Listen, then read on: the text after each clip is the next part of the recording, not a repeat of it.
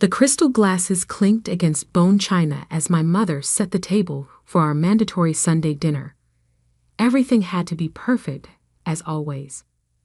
The Williams family image needed to be maintained, even if it was just for show. I'm Emily Williams, though my family barely acknowledges the Williams part anymore. At 32, I'm the disappointment who chose to work in tech instead of joining the family's luxury car dealership empire. The black sheep who wore jeans to country club meetings and suggested modernizing our accounting systems when I was just 19. Emily, my mother called from the dining room, her voice carrying that familiar note of disapproval. Your father wants everyone here by 6 sharp. And please, wear something appropriate this time. I glanced down at my casual blazer and silk blouse. The outfit probably cost more than her entire dining set, but she'd never know that. I'd learned long ago to keep my success quiet, to let them think I was struggling in my little computer job, as they called it.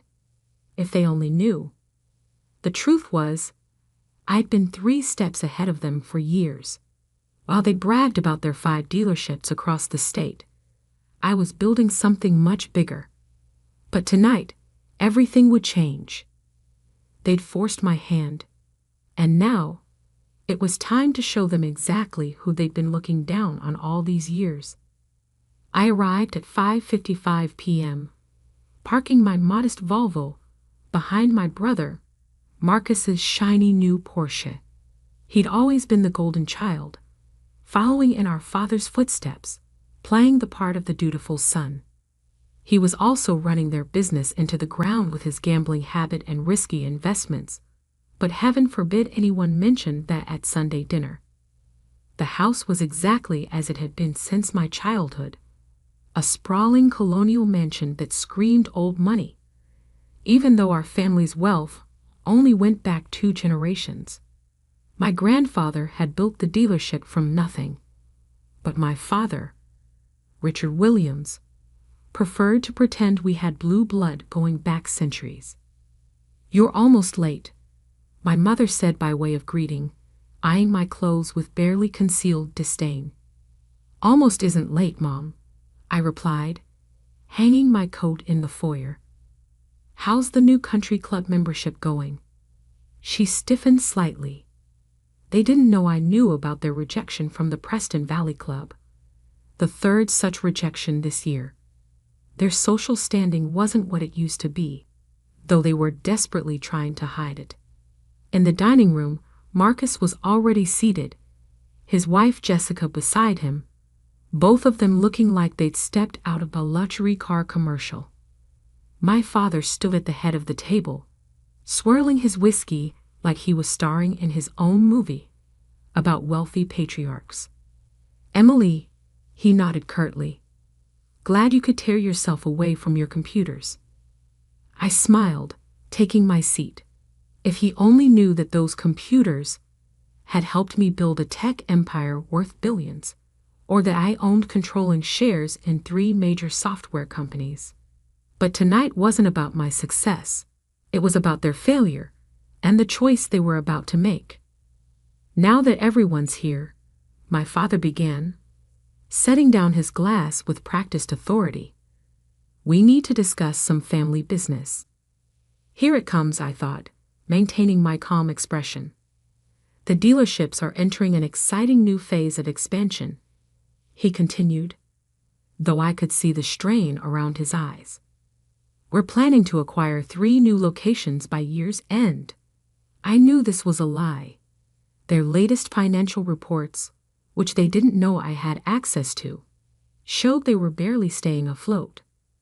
Marcus's gambling debts and failed side ventures had boiled them dry, and their attempts to compete with modern car-buying apps were failing miserably. That's wonderful, dear, my mother beamed, passing the roasted potatoes. Emily, you really should reconsider joining the family business. It's not too late to give up this coding phase. I took a small serving of potatoes, noting how Jessica's hand trembled slightly as she reached for her wine glass. She knew about Marcus's debts, had probably been the one writing checks to cover them. Actually, my father cleared his throat. That's part of what we need to discuss. Emily, your grandfather's trust fund, the one you've been using as collateral for business loans. I interrupted quietly. The room went silent. My father's face reddened slightly. How did you? He started, but caught himself. That's privileged information. Is it? I took a sip of water. Like the 3 rejected loan applications this month, or the foreclosure notice on the downtown dealership? Marcus's fork clattered against his plate. Dad, what is she talking about? Nothing, my father snapped. Emily's obviously been poking around where she doesn't belong. But that ends now. He straightened in his chair, attempting to reclaim his authority. We're cutting you off, Emily. No more trust fund, no more family support. Clearly you don't understand loyalty or family values. My mother gasped appropriately, right on cue. Jessica stared at her plate. Marcus tried to smirk but couldn't quite manage it. I set down my water glass carefully. Before you continue, Dad, maybe you should take a look at this. I pulled out my phone, opening a particular folder I'd prepared for this moment. What's that supposed to be? He scoffed. The truth, I said simply, turning the screen toward him, about who really owns Williams Automotive Group. All of it. As my father's eyes scanned the document, his face went from red to white faster than I thought possible. Because there, in clear corporate documentation, was proof that his daughter, the one he was about to cut off, had secretly become his company's majority shareholder 6 months ago. And that was just the beginning of what I had to show them. The silence that followed felt like a vacuum, sucking all the air from my mother's perfectly decorated dining room. My father's hands trembled as he held my phone, his eyes locked on the screen that showed exactly who owned his precious empire. This is impossible, he finally managed, his voice barely above a whisper. Is it? I took my phone back, swiping to the next document. Like it was impossible that Marcus lost $2.4 million at the Bellagio last month. Or impossible that Mom's been forging your signature on loan applications. My mother's wine glass slipped from her fingers, splashing red across her pristine white tablecloth. Marcus looked like he might vomit. How did you? Jessica started, but I cut her off. How did I know? Or how did I acquire controlling interest in a company that's been hemorrhaging money for years? I pulled out my laptop, opening it to a presentation I'd prepared. Let me show you exactly how the daughter you dismissed built an empire right under your noses. The screen displayed a simple timeline, starting 8 years ago. Remember when I suggested modernizing our systems, Dad? When I said cryptocurrency and tech investments were the future? You laughed. Called it internet funny money. Well, I clicked to the next slide, showing my first company's valuation. $500 million. That's just the beginning. I continued, watching their faces drain of color. While you were busy buying country club memberships and covering up Marcus's gambling, I was building something real. My father found his voice. You're lying. These numbers are all verified, I interrupted, by the same accountants who've been trying to warn you about the dealership's imminent collapse. Would you like to see their latest report? I clicked again, displaying the devastating financial analysis of Williams Automotive Group. Red numbers filled the screen. Debts, losses, failed investments. Did you really think nobody would notice the shell companies Marcus set up to hide his casino losses? I asked, turning to my brother. Or the way Mom's been moving money between accounts to cover the bounced checks. Marcus slumped in his chair, his perfect posture finally breaking. Jessica reached for her purse, probably checking for her car keys, planning her escape. But here's what really interested me, I continued, clicking to another document. The loan applications. 3 different banks, all using grandfather's trust fund as collateral. The same trust fund you just tried to take from me. My mother's hands fluttered to her throat, a nervous tell I remembered from childhood. Emily, darling, we can explain. No need. I cut in. The SEC will handle the explanations. They're very interested in some of these transactions. The word SEC hit like a thunderbolt. My father's face went from white to gray. You wouldn't, he whispered. We're family. I laughed, but there was no humor in it. Family? Was it family when you told potential investors I was mentally unstable because I warned them about Marcus's schemes? Or when you tried to have me removed from grandfather's trust because I refused to invest in your failing expansion plans? I stood, walking to the window that overlooked their perfectly manicured lawn. 6 months ago, I could have reported everything: the fraud, the embezzlement, the forged documents. But instead, I did something better. I started buying shares through various shell companies. Small amounts at first, then larger ones as your desperation grew. Every time Marcus needed to cover a gambling debt, every time Mom's credit cards got maxed out, I was there, buying up pieces of the company at bargain prices. Why? Marcus finally spoke, his voice cracking. Why not just turn us in? I turned back to face them. Because grandfather built this company from nothing. He believed in honest work, in building something real. And watching you destroy it piece by piece, I couldn't let that happen. I clicked to the final slide. It showed my complete portfolio, not just the dealerships, but my tech companies, real estate holdings, and investment funds. The total number at the bottom made my mother actually gasp. That's, my father squinted at the screen. That's over $3 billion. 3.7, I corrected quietly. And that's just the liquid assets. Jessica stood abruptly. I need some air. Sit down, I said firmly. Everyone needs to hear this next part. She sank back into her chair, looking like she might faint. Tomorrow morning, the board of directors will receive a complete audit of the company's finances. Every transaction, every hidden account, every forged signature. They'll also receive my proposal for restructuring. Restructuring? My father's voice had lost all its usual authority. Yes, you have 2 choices. I closed my laptop carefully. Option 1, you all resign immediately. Sign the paperwork I've prepared, admit to your roles in the financial misconduct, and accept the consequences. In return, I'll ensure the company survives and your reputations aren't completely destroyed.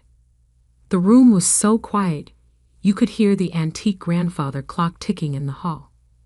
And option 2?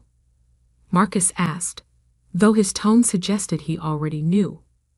I smiled, the same cold smile my father had given me countless times over the years. Option 2 is I step back and let the SEC handle everything. They're particularly interested in those offshore accounts you set up last month, Marcus. The ones in Jessica's maiden name.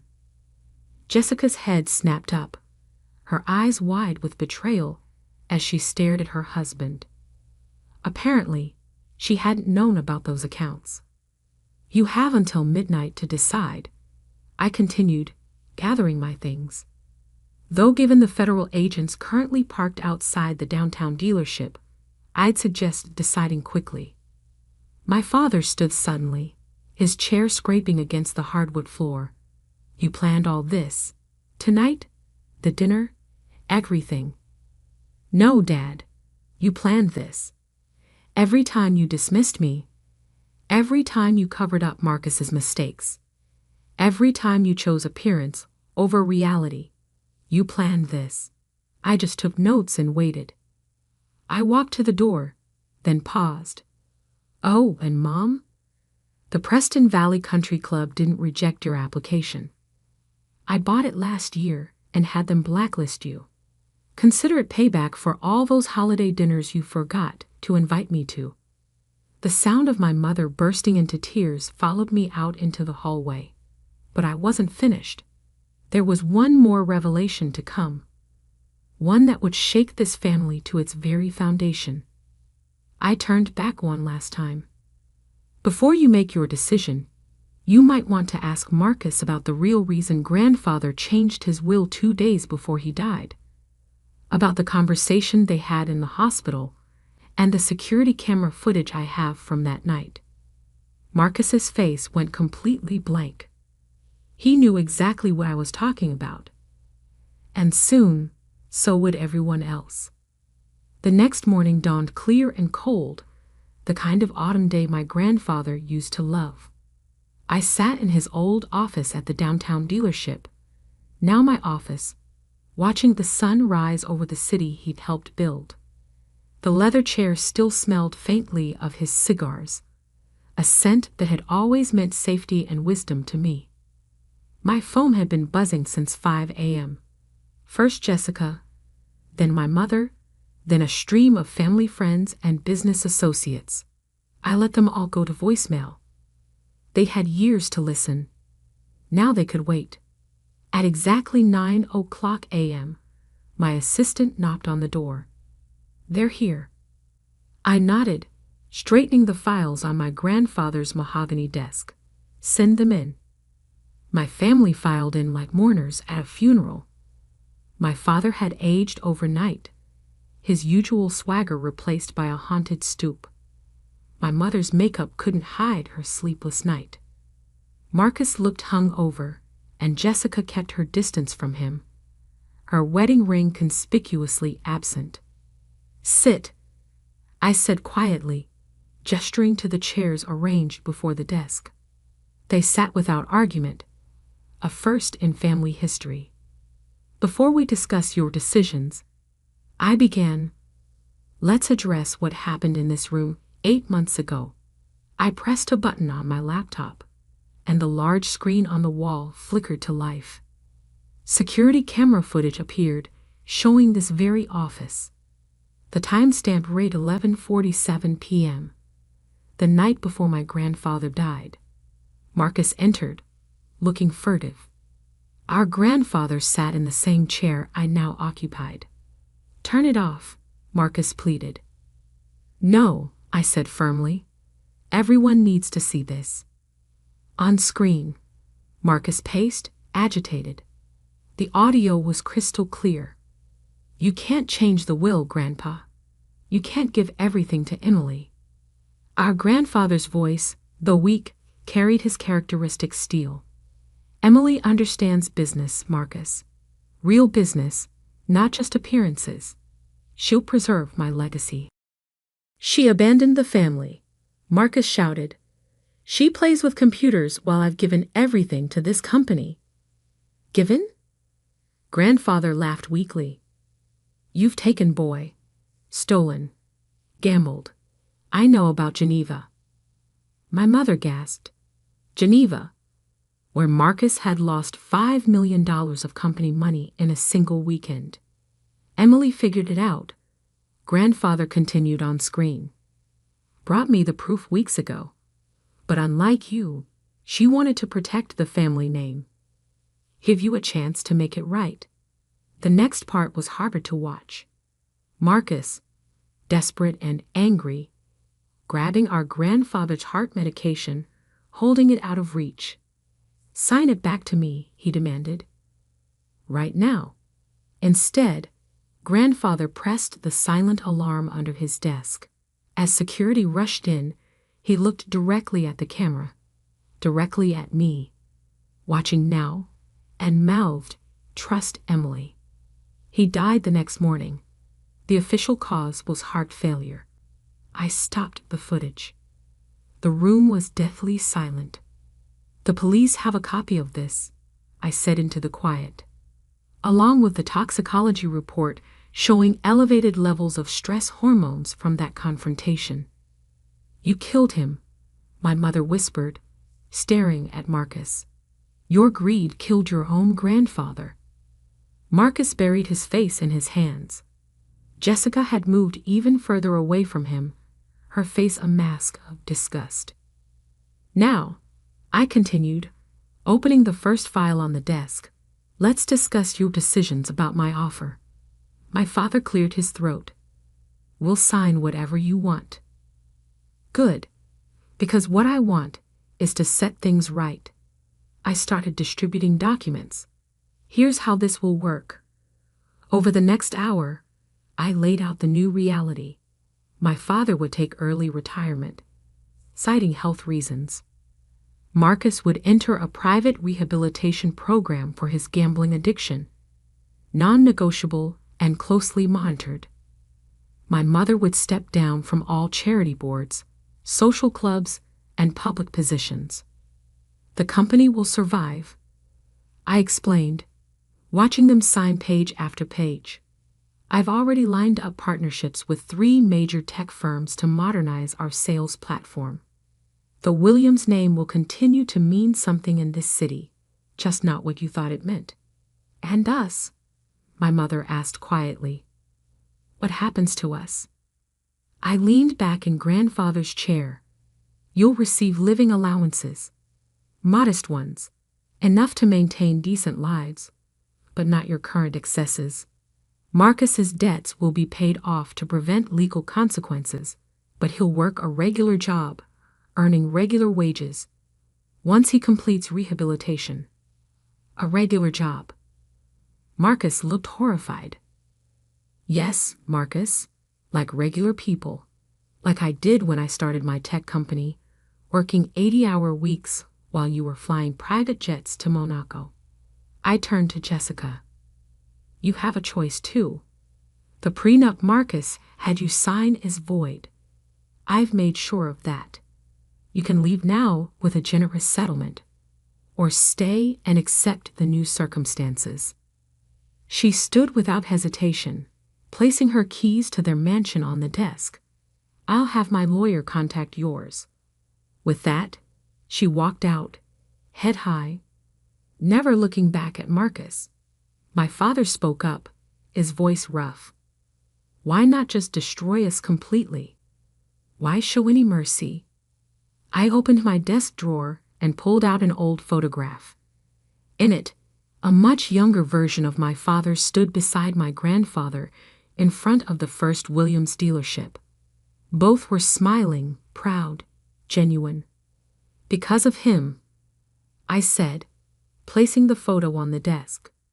Because grandfather believed in redemption. He gave you a chance when you were young, Dad. Now I'm doing the same. I stood, signaling the end of the meeting. The papers will be filed today. The press release about the reorganization goes out at noon. Your resignations will be described as a planned succession, allowing you all to save face. Don't make me regret this, Mercy. They filed out slowly, shoulders bowed, faces drawn.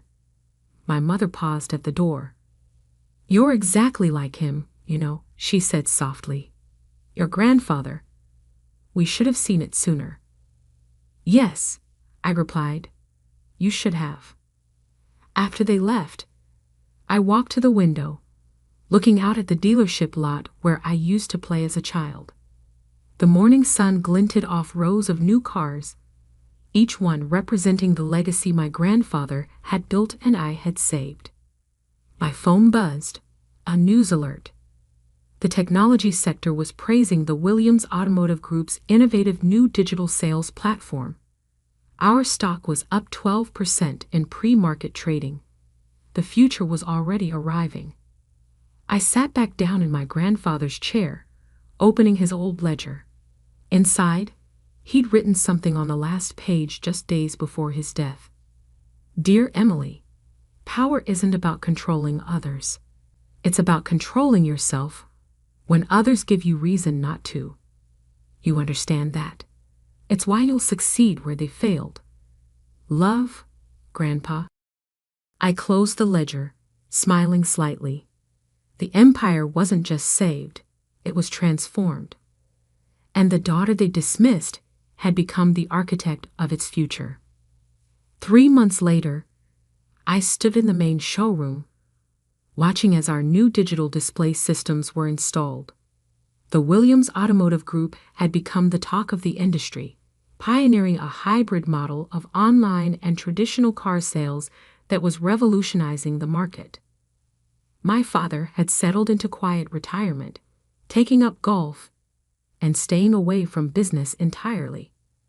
My mother had found a surprising peace and a simpler life, even starting to volunteer at a local food bank. Marcus was 6 weeks into his rehabilitation program, finally facing his demons. As for me, I kept grandfather's chair, his ledger, and his belief in building something real. The billions I'd earned in tech were now building something even bigger, a legacy that would honor his name and prove that sometimes the greatest revenge isn't destruction, it's construction. Standing there in the gleaming showroom, I took out my phone and deleted all the angry voicemails I'd saved from years of family dinners. I didn't need them anymore. Success isn't about proving others wrong, it's about proving yourself right. And I had done exactly that.